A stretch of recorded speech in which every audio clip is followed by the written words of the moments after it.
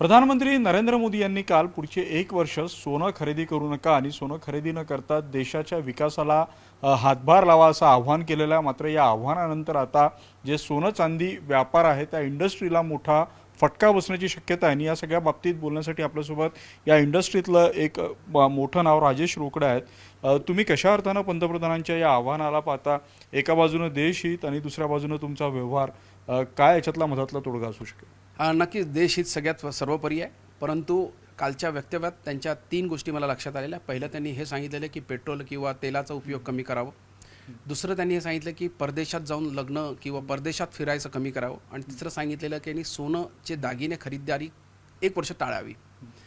मला एकच म्हणणं आहे की याच्यात राष्ट्रप्रेम सगळ्यात सर्वोपरी आहे। त्याच्यामुळे प्रधानमंत्रीच्या वक्तव्यावर आम्ही बिलकुल त्यांना धन्यवादच देतो। कधीच त्यांना विरोध या आभासात आम्ही बोलत नाही, परंतु एक आम्हाला दुसरी बाजू ही पण समजणं गरजेचं आहे की ह्या इंडस्ट्रीमध्ये जवळजवळ 70 लाख लोक कारागीर ते कुठे जातील, किंवा 30 लाख असे लोक आहेत जे डायरेक्ट एम्प्लॉई म्हणून या इंडस्ट्रीमध्ये काम करतात।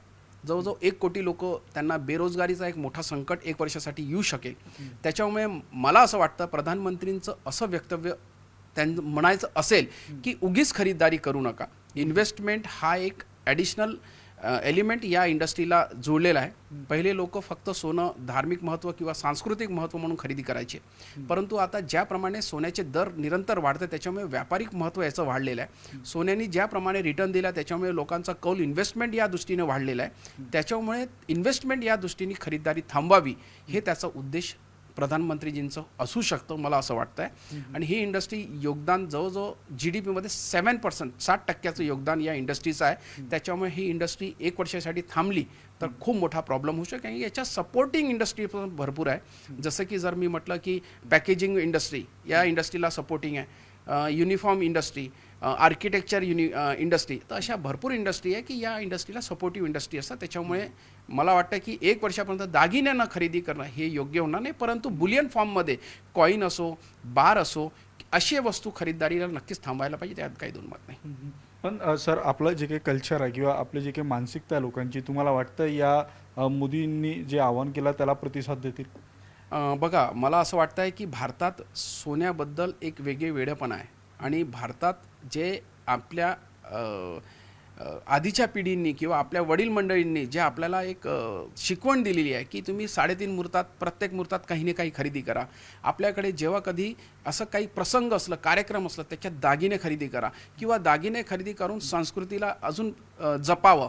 त्याच्यामुळे मला असं वाटत नाही की दागिन्यांसाठी कुठली खरीदारी थांबेल, परंतु नक्कीच इन्व्हेस्टमेंट या दृष्टीने खरीदारी करणारे लोक कुठे ना कुठे थांबायची प्रयत्न करतील। आणि याच्याच तोडगा म्हणून all India gem and jewellery domestic काउन्सिलने सरकारकडे ऑलरेडी गोल्ड मॉनिटायझेशन स्कीम ही सबमिट केलेली आहे। याच्या माध्यमातून आमच्याकडे जो अनुभव आहे त्याच्या आधारावर किंवा आमच्याकडे जे सर्वे आहे त्याच्या आधारावर आम्हाला असं वाटतं जवळजवळ 40,000 ते 50,000 टन सोनं भारतीय लोकांकडे असल्याचे आमच्याकडे फिगर्स येत आहे। त्याच्यातनं 10% किंवा 15% सोनंही आम्ही मॉनिटाईज करू शकलो तर एक मोठा इम्पोर्टचा जो फिगर आहे तो कमी होईल। 600 ते 700 टन सोनं इम्पोर्ट दरवर्षाला भारतात होतं, ते कमी करता येईल असं मला वाटतं। आणि all India gem and jewellery domestic काउन्सिलने एंड टू एंड सोल्युशन याचं ऑलरेडी सरकारकडे सबमिट केलेलं आहे। सरकारने ते फक्त मान्य केलं तर मला वाटतं सरकारने किंवा मोदीजींनी 1 वर्षासाठी गोल्ड खरेदी थांबवावं इम्पोर्टच्या या दृष्टीने बोललेलं आहे। येणाऱ्या 5 वर्षापर्यंत थांबायची गरज पडू शकतं।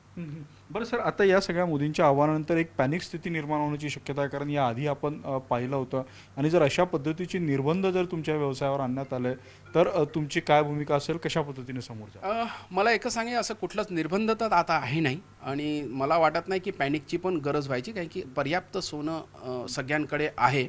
फक्त असं आहे की उगीच सोनं खरेदी करू नये ही एक महत्त्वाची गोष्ट या माध्यमातून मला लक्षात येत आहे। नाणं खरेदी करणं किंवा बार खरेदी करणं किंवा अनावश्यक खरीदारी लोकांनी टाळावी। ते तुम्ही all India gem and jewellery domestic काउन्सिलच्या चेअरमॅनच्या वतीने पण मी हेच आवाहन करेन। नक्कीच आपण पाहतोय की पंतप्रधान नरेंद्र मोदी यांनी केलेलं आव्हान देशहिताला धरून असलं तरी आता नागरिक त्याला कसा प्रतिसाद देतात हे पाहणं जे आहे ते इथून पुढं महत्त्वाचं असणार आहे। व्हिडिओ जर्नलिस्ट प्रशांत मोहितेसह उदय तिमांडे, न्यूज 18 मराठी, नागपूर।